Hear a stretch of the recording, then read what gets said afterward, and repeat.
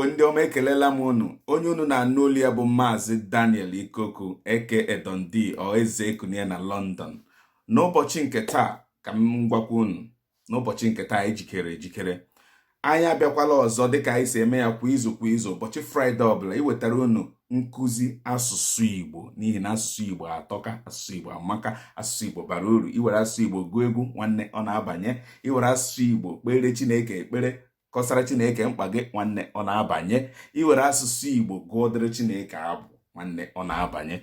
Weregodi asụsụ Igbo gwa nwaanyị gị okwu, nwanne ya abanye ya n'isi. Ịghọtago ihe anyị ji ewetara ya unu maka ụfọdụ ụmụaka anyị amụrụ ugbu a, ha tụfuola asụsụ Igbo anyị, were asụsụ oyibo mere nwanne. Maka ngwakwa gị, gee m ntị, awụ nwafọ Igbo, ịwụ nwafọ Igbo. Ọ bụrụ na gọọmenti Igbo anyị, ndị na-achị achị n'ala Igbo anyị kpọọ ya mkpa sị na asụsụ Igbo agaghị efu, asụsụ Igbo agaghị efu, nwanne, ọ bụrụ na ese etinye ya na-asị na onye ọbụla mụtara ihe gbasara asụsụ Igbo mụọ ya ruo ya nga ọ kwụsịrị mụta ihe niile, na a ga-enye 3 million naira ka o were malite biznes. Nwanne, ndị niile ahụ ọ na-awụ ịjụọ ha sị I'm not interested in learning that language. Ndị niile ahụ ọ na-awụ ịgwa ha okwu, ha sị I'm not interested, the language anaghị atọ ụtọ, ọ dịghị ụtọ na ntị, ọ dịrị m mma. Ha ga-amụcha asụsụ Igbo ka ha nata 3 million naira. Ọ ya ka m na-agwa gị, mụọ asụsụ Igbo, asụsụ Igbo ga-abara gị uru. Mụta asụsụ Igbo maka ọtụtụ ndị Igbo na-eme biznes ma na mba China, mba ofesi dị iche iche. Ndị China na-amụzi asụsụ Igbo, ndị mba ofesi dị iche iche ha na ndị Igbo na-emekọ ihe, na-amụzi asụsụ Igbo, na-amụ otu esi esi nri Igbo ka ha were banye ndị Igbo ime maka asụsụ Igbo. N'ụbọchị nke taa anyị ga-eleba anya na ihe gbasara nkeji asụsụ, parts of speech, akara ụda olu ma ọ bụ ụda olu Igbo, meaning tone marking. Onye ga-akụziri anyị nkụzi n'ụbọchị taa bụ Nwaada Ginekachi Glory Nna. Ngwa gee ya ntị n'olu. Chukwu gozie unu. Ihe ọma ị ga-emere m, biko share this video, keep sharing it ka ndị ọzọ were ya mụta ihe. God bless you. Chukwu gozie ndị Igbo niile. Igbo ndị ọma na-ege ntị, ekele m unu, ya gaziere unu. Ọ bụ mbụ Nwaada na Glory Ginekachi, onye nkụzi a maara amara Igbo Nwere Mmadu Worldwide group. Anyị mụrụ ọtụtụ isiokwu n'oge gara aga, ma n'ụbọchị nke taa anyị na-aga ileba anya na nkenke isiokwu a. Ihe mere m ji na-achọ ịkụziri gị isiokwu a bụ n'ihi na nke ọzọ na-aga ịbata n'ihe onyonyo nke ọzọ a ga-emekọta ha abụọ, n'ihi o nwere ụfọdụ ihe dị ebe a nọ n'isiokwu ahụ. Ọ bịa mere m ji na-achọ ịkọwara gị obere ihe na nkenke ihe gbasara isiokwu a. Isiokwu a bụkwa gịnị? Nkeji asụsụ. Cheta na ọ bụ asụsụ ya n'Igbo, asụsụ ya na Bekee, nke bụ na onye na-aghọtacha Igbo ga-enwe ike ghọta ya nke ọma. E nwere nkeji asụsụ. Ọ bụ na ilele ụbọchị a, nkeji asụsụ pụtara gịnị? Parts of speech. Abịa ihe gbasara nkeji asụsụ, tupu a sị na nke a nkeji asụsụ nke a maọbụ nke ọzọ, a na-agbado okwu n'ọrụ ọ na-arụ. Asa na-agbado okwu n'ọdịdị okwu, ọrụ mkpụrụ okwu, usoro nsiri nweta na nghọta okwu. Abịa n'ihe gbasara nkeji asụsụ, ka ụfọdụ nkeji asụsụ enwere ọdụ ọtụtụ, mana oke a ka m chọrọ ka eleba anya tupu anyị aba n'isiokwu nke ọzọ. Nke mbụ bụ aha. Part of speech. Aha bụ gịnị? We have noun. I nwere nnọchi aha, which is what? The pronoun. I nwere ngwa, which is verb. Enwe nkwuwa, adverb. Enwere nkọwa aha, nke bụ gịnị? Adjective. Enwere njikọ, nke bụ conjunction. Abewe nke ikpeazụ ndepụtara ebe a, nke bụ gịnị? Mbụ ụzọ, which is what? The preposition. Achọrọ m ka ile ihe ndị a anya, leba ya anya ọfụma. Cheta na nke mbụ bụ gịnị? Aha bụkwa nne m. Aha bụ gịnị? Na-abịa n'ihe gbasara nkeji asụsụ, part of speech, aha pụtara noun. Nnọchi aha bụ gịnị? Pronoun. A nwere ngwa, nke bụ verb. A nwere nkwuwa, nke bụ adverb. Enwe nkọwa aha, nke bụ adjective. Enwe njikọ, nke bụ conjunction. Abịa enwe mbụ ụzọ, nke bụ preposition. Biko ebe a ka anyị na-aga ịkwụsị n'ihe gbasara isiokwu a bụ gịnị? Nkeji asụsụ. Ndewo. Akọwara m gị ihe gbasara nkeji asụsụ, ma depụtara gị ụfọdụ nkeji asụsụ ị ga-ahụ, n'ihi na ụfọdụ mkpụrụ okwu ahụ, ụfọdụ nkeji asụsụ ahụ ga-apụta n'isiokwu nke a. Ọ ihe m ji mee obere ihe onyonyo ahụ ka ị nwee ike na-aghọta nke ọma. Chetakwa na a gwara gị na a ga na-akụzi ya n'asụsụ Igbo kụzie ya n'asụsụ Bekee nke onye na-aghọtatụ asụsụ Igbo ọfụma nwee ike na-eso n'ihe gịnị n'ihe a na-eme mana iwe wekwala ndị na-amụ amụ o nwere ihe na-agbagiju m anya biko ọ bụ na a na-akụzita ihe ọfụma ka ọ bụ na na-akụzita ya ọfụma a sị m gị ọ bụrụ na akụzicha ihe a ma ibiko gịnị ma ịjụ ajụjụ nke ga-eme ka nwe ike kọwara anụ ga-ebe gbagiju gị anya ọ bụ na agụba adịghị nkọ ka ọ bụ na ọkpụ isi amaghị akpụ biko achọrọ m ka ị nwee ike na-eme gịnị jụọ ajụjụ ka nwee ike kọwara gị ka o nwee ike doo gị anya karịa n'ihi na ị na-ajụ ajụjụ aga m enye gị ihe omume nke nwa bekee kpọrọ gịnị assignment. At the end of today's teaching, I will give you an assignment ka ị nwee ike mee ya ka nlekwana m ị na-aghọta ihe a na-eme gịnị ihe a na-akụzi gị. Ndewo. Abịa n'isiokwu a nke dịkwasị gịnị ụdaolu Igbo ọ bụ na ile anya gị ga-ahụ gịnị akara ụdaolu nke pụtara gịnị tone marking. Otu njirimara asụsụ Igbo asị na ọ bụ gịnị asụsụ ụdaolu ihe nke a pụtara bụ na ọ bụ site na ụdaokwu ka eji amata ogoolu ogoolu nga bụ the pitch ogoolu eji akpọpụta maọbụ ezipụta nghọta dị iche dị na mkpụrụ okwu abụọ yiri onwe ha maọbụ usoro okwu site na mkpụrụ okwu abụọ maọbụ usoro okwu mere gịnị yiri onwe ha. Cheta ọ bụrụ na ihe gbasara asụsụ Igbo a na-enwe ọtụtụ mkpụrụ okwu na-eyi onwe ha na nsụpe. Agwara m gị na nsụpe bụ gịnị spelling. Enwere ọtụtụ mkpụrụ okwu nke ị ga-ahụ na isiokwu a mana tupu anyị aba ebe ahụ na ihe gbasara ọmụmatụ mkpụrụ okwu ndị a na-aga ụzọ leba anya na fonim atọ. Ihe ndị ọgba ka akpọrọ gịnị fonim. A sị na enwere fonim atọ akpọrọ akara ụda eji egosipụta ụdaolu. Ha bụ ndị a enwere nke mbụ a bụ gịnị ụda elu which is the rising tone. Lee ka o si gaa ụda elu rising tone. Anyị nwere ụda ala oshiota gbadata ụda ala which is the falling tone, and the last one we have here ụda nsụda dịkwa ka o si gaa akpọrọ gịnị mid tone. Ugbu a na gị ji akara ndị a maọbụ gịnị fonim ndị a cheta na akpọrọ ha gịnị akara ụda. A na-aga iji fonim atọ ndị a ugbu a were tụkwasị n'elu okwu ka ị nwee ike ghọta ka ha si ewepụta ndịiche dị na mkpụrụ okwu abụọ maọbụ karịa makwa na usoro okwu abụọ karịa yiri gịnị onwe ha. Ndewonu. A na-aga ileba anya n'ọrụ dị iche iche ụdaolu na-arụ. Nke mbụ a sị na eji ụdaolu egosipụta ndịiche dị n'etiti mkpụrụ okwu abụọ ma ọ bụ karịa nwere otu nsụpe. Chetakwa na asị m gị na otu nsụpe bụ gịnị spelling. Anyị na-aga ilekwasị anya n'ihe ndị edepụtara ihe a pụtara ihe a bụ oke male oke boundary oke na enwe share oke enwe gịnị rat. Ugbu anyị na-aga itinye ya aka cheta na asị m gị gịnị enwere akara elu wee nke ala bee nwee gịnị nke nsụda. A na-aga ịgbaso ihe ndị a ugbu a were tinye akara ndị a dị iche iche. Nke mbụ enwere oke enwere oke lee ya nga oke ịhụla ka o si gaa oke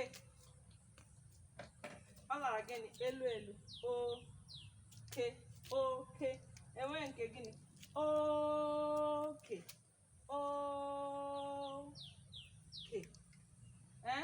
abịa enwe nke atọ oke lee ya ala oke ọ lara gịnị ala nke a elu ala abịa enwe gịnị rat bụ gịnị oke enwe nke a oke enwe gịnị oke akweghị ka o si aga oke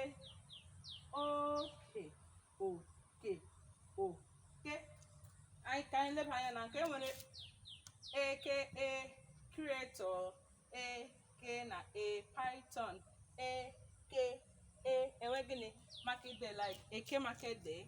Anyị nwere nke a ekekere ụwa lee ya elu ala abịa nwee eke lee anya ebe a mgbe ị ga-ahụ oke abịa nwee gịnị eke python ọkwa ma anya ọ gịnị snake na ọkwa ma nke a lekwa nke ọgba ahụ gịnị market day ha agbaso ya ugbo asị nke abụọ na gịnị eji egosipụta ndị iche dị n'etiti mkpụrụ okwu abụọ ma ọ bụ karịa nwere otu nzube. They have the same spelling, so you use this mark, the phonemes, to show what the difference between these words. These are words. Abịa na nke abụọ asị na eji ya egosipụta ndị iche dị n'etiti aha na aha Igbo. Ọ ihe m ji mere gị onyonyo nke ahụ ngwara gị na aha bụ gịnị noun. Aha awụ name ọwụ noun. Ugbu anyị na-aga ilekwasị anya na ndị enwere nke a kwe na a cry otu nsupe ahụ de ya bụ gịnị egg. They are noun. This is a noun, this is a noun, this is a noun, this is also a noun. We have a noun here and this is also a noun. Asị na eji egosipụta ndị iche dị n'etiti aha na aha Igbo. Enwere akwa, lekwa ya ebe a enwere oke oke gị ma na nke a gịnị akwa elu elu akwa enwe gịnị akwa lee ya akwa enwe gịnị akwa akwa ala na gịnị elu. Ugba ka anyị lee isi isi akwa enwe gịnị elu elu. Enwe gịnị isi blindness isi abụọ mere gịnị lara nke a enwe gịnị azụ azụ azụ fish abịa enwe gịnị zụ kwa na-agbaso ya lee ya nke bụ gịnị elu elu elu ala oke oke oke oke enwe eke eke eke abịa enwe nke a gịnị akwa akwa enwe nke a gịnị isi enwe nke a gịnị isi enwe nke a gịnị azụ ị hụrụ ya abịa enwe nke a gịnị azụ. Anyị na-aga ilekwasị anya na ndị iche ndị ọzọ ọnụ dị iche iche ụda olu na cheta na ihe anyị na emeela otu mee abụọ ka anyị lekwasị anya na nke atọ ya na ndị ọzọ. Ọrụ nke atọ ụda olu na-arụ bụ gịnị na ejikwa ya egosipụta na otu mkpụrụ okwu pụrụ ịpụta na nkeji asụsụ abụọ. Chetakwa maka ihe onyonyo nke ọzọ gbasara nkeji asụsụ. Nkeji asụsụ abụọ bụ gịnị ngwa which is verb, aha which is what noun, verb and noun. Ugbu a ka anyị kanye akara enwere to sell ire ire akara gịnị elu na gịnị ntụda ire enwe gịnị ire akara elu na gịnị akara. This is tongue noun, to sell verb. Enwere isi to cook which is verb. We have isi isi head which is what noun. Final water asị na ọ bụ ụda olu ka eji egosipụta ihe dị iche n'etiti ngwa na ngwa Igbo. Ngwa bụ gịnị we have verb ngwa bụ verb. Enwere ime atụ enwere to grow fat, to carry enwe gịnị ibu elu na gịnị ala ibu to grow fat enwe ibu enwere gịnị ibu nke a wụ ibu to grow fat enwe ibu ibu nke bụ gịnị akara nsụda mid-tone akara nsụda ibu to carry enwe nke a gịnị enwere to worship to worship. This is elu ife ife ife elu na gịnị ala enwe ife lee ya elu fe nsụda abịa enwe ịmụ to learn elu na gịnị ala ịmụ abịa enwe nke a gịnị ịmụ to give birth ịmụ gba ka anyị leba anya na ọrụ ya nke ise. Ebe ahụ ka anyị ga-akwụsị. Anyị decha nke ise ụgba mee nye gị ihe omume ka anyị kwụsị ebe ahụ. Nke ise, cheta na ihe anyị na-elekwasị anya bụ ọrụ ụdaolu na-arụ. Nke ise si na ejikwa ya egosipụta ndị iche dị n'etiti ahịrị nkwusa na ahịrị ajụjụ. Ahịrị ajụjụ as question, the difference between a question and a complete sentence. Lekwa ọmụmatụ, cheta na ihe anyị na-eme bụ na anyị ga na-etinye akara gịnị ụda. Ugbu anyị na nke bụ lekwa otu nsukwe ka ihe abụọ nwere. Nke a bụ he ate food. Nke a bụrụ did he eat food? He ate food. Complete sentence, the full stop. Did he eat food? This is a question. Ugbu anyị na-agesi. Nke mbụ bụ o riri nri. O ri nri. He ate food. Nke abụọ bụrụ o riri. Nke a wụgị na ajụjụ. Lee ya o ri nri. Ebe a ka anyị na-aga ịkwụsị, mana cheta na agwara m gị na m na-aga inye gị ihe omume nke bụ gịnị assignment.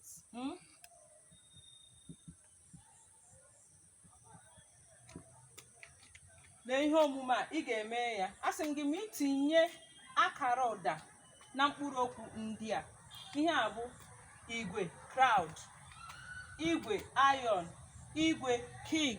Lee ihe ị ga-eme, asị m gị tinyere m ya akara ụda. Akara ndị a ugbu a fọnụ m da ka ị na-aga tinye. Nke a gịnị crowd, igwe. Nke a bụ gịnị iron, igwe. Nke a gịnị king, igwe. Tinye akara ụda. Nke a gịnị akwa, egg, akwa. Nke a gịnị akwa. Nke a gịnị akwa. Nke a gịnị akwa. Biko mere m ihe omume a. Echefukwala ịjụ ajụjụ gị under the comment section. Biko, I'm waiting for your question. Ebe ọbụla gbagojuru anya, biko jụọ ajụjụ. Ebe a ka anyị na-aga ịkwụsị ya. N'isiokwu abụ gịnị ụdaolu Igbo. Ọ bụ akara ụdaolu nke bụ gịnị tom makin. Ndewonu.